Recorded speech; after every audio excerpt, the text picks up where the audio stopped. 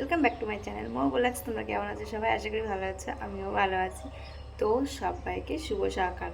তো সকালটা তো অনেকক্ষণ আগেই শুরু হয়ে গেছে, কাজ বছর শুরু হয়ে গেছে। তো চলো তোমাদের সঙ্গে ভিডিওটা স্টার্ট করি।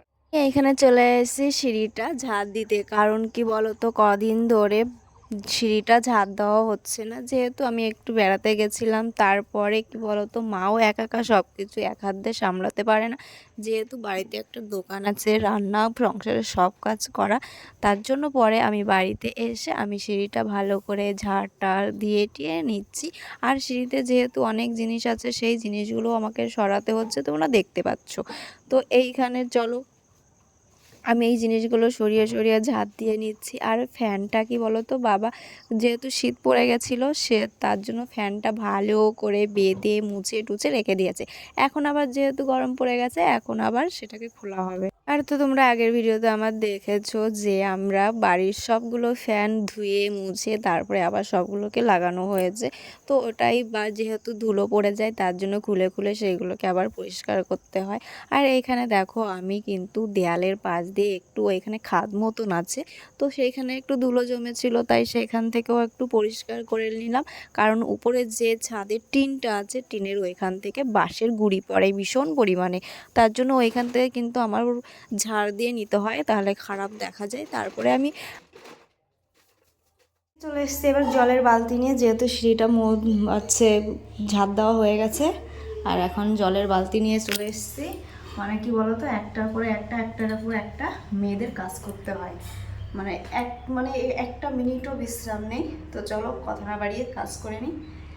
এই যে এখন তো ঝাড় দেওয়া তো কমপ্লিট হয়ে গেছে, তারপরে চলে আসলাম আবার মোছামুছি করতে। তোমরা তো দেখতেই পেলে যে আমি প্রথমে ঝাড় দিয়ে নিয়েছি, আর এখন এসেছি মুছতে। কারণ সিঁড়িতে তো শুধু ঝাড় দিলেই পরিষ্কার হয় না, সেটাকে যত্ন সহকারে মুছে রাখতে হয়। তারপরে এই যে আমি মুছে টুছে নিচ্ছি। যেহেতু সিঁড়িতে খুব কমই ওঠা হয়, যে আমি একাই উঠি। আর কি বলো তো, জামা কাপড় মেলার জন্যই আমি একা উঠি, আর কেউ ততটা ওঠে না। আর এইখানে দেখো আমি ভাত বসাবো, যেহেতু সকালে রান্নাটা আমার কিন্তু করা হয়নি। আমি কিন্তু সব কাজ করছি, অথচ রান্নাটা করা হয়নি। রান্নাটা আমি একটু দেরিতেই করি, কারণ আমাদের খাওয়া হয় সেই 10টা-11টার সময়। তার জন্য আমি একটু দেরিতেই বসাই, যে গরম গরম ভাত খাওয়া যাবে তার জন্য। আর ছেলে যেহেতু একটু স্কুলে যাবে, ওর জন্য ঠিক টাইম মতন ভাতটা আমার হয়ে যায়। আর এইখানে ভাতটা বসিয়ে টসিয়ে তারপরে আমার কিন্তু আরও কাজ বাকি আছে। যেহেতু ছেলে একটু ঠান্ডা লেগেছে, ছেলেকেও খেয়াল রাখতে হবে। মোটা একটা মুখে দাও, মুখে দাও। ওইটা লাগবে না, তুমি ওইটা মুখে দাও না, তাহলে কমে যাবে কাশি। দুটো তুলসী পাতা চিবালেই তো হয়ে যেত। মুখে দাও, মুখে দাও। সকালবেলাতে ভীষণ কাশি হচ্ছে ছেলে, তার জন্য এই দেখো এখন লবঙ্গ দিলাম, লবঙ্গ খাচ্ছে। পরে কিন্তু আমি ভাতটা বসিয়ে রেখে চলে এসেছি আমার এই ঘরে। যেহেতু এই ঘরটায় আমার ছেলের সাইকেল, চৌকি সবই আছে, তোমরা জানো এটাই কিন্তু ইউজ করা হয় যখন গরমকাল, তখন আস্তে আস্তে আস্তে জোরে আসেনি। তো এখান থেকে জল এই তো জোরেই এসছে এখন। চলো জলটা ভরে নিই। কিন্তু মোবাইলটা রাখার তো জায়গা নেই, আমি কোথায় রেখে বানাবো ভিডিও? আমার তো স্ট্যান্ডই নেই। তো চলো জলটা ভরে নিই, তারপরে তোমাদের সঙ্গে কথা বলছি।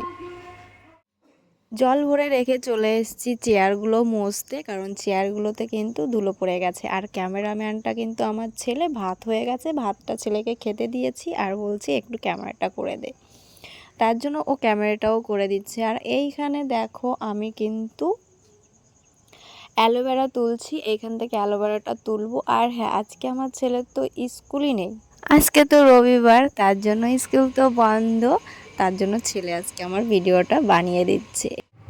এই দেখো আমি অ্যালোভেরাটা এবার কুচিয়ে নেব। কি বলতো, এটা তো বার করবো না, আর চোলাটাও ছাড়াবো না, এটা সঙ্গে সঙ্গে কুচিয়ে নেব এইটা দিয়ে। তো ভাই আমি গরিব মানুষ, এটা ভেঙে গেছে দেখো, কেনার পয়সা নেই। এই দেখো ভেঙে গেছে, কি করা যাবে, কিছু করার নেই। এটা এইভাবে আমি কুচিয়ে নেব। তো চলো আমি কোচাতে থাকি, তারপরে তোমাদের সাথে আবার কথা বলছি। দেখো বেরিয়ে যাচ্ছে। বসিয়েছি আমি রান্না, দেখো প্রায় হয়ে গেছে, লাত তরকারি হয়ে গেছে। আর এই যে মাছের ঝোল করব, এই যে মাছ, আর এই দেখো এখানে কতগুলো থালা বাসন হয়েছে গাই, যে ধুতে ধুতে আজকে আমার হাতের নখ সব শেষ হয়ে যাবে। আর এই দেখো আমি মাথায় মেখে ফেলেছি, তোমরা দেখতেই পাচ্ছ যে আমি মাথায় সেই পেঁয়াজের রসটা মেখে ফেলেছি। আর এই যে থালা বাসন, চলো আমি কাজ করি আর ধুয়ে নিয়ে আসি। চলো থালা বাসনগুলো ধুই। আর এই যে ছেলে বই পড়ছে পাশে বসে, ওই স্কুল আজকে বন্ধ যেহেতু আজকে রবিবার, তার জন্য ওকে আমি পড়াচ্ছি, এইখানে বসে রান্না করছি। আমি নিজের তো করতেছি। আচ্ছা ঠিক আছে, তুমি নিজে নিজেই পড়ছো, এখানে বই পড়ছে আর আমি এইখানে থালা বাসন মাজছি, কারণ আমার রান্নাটা প্রায় হয়ে গেছে, তোমরা দেখতেই পেরেছো।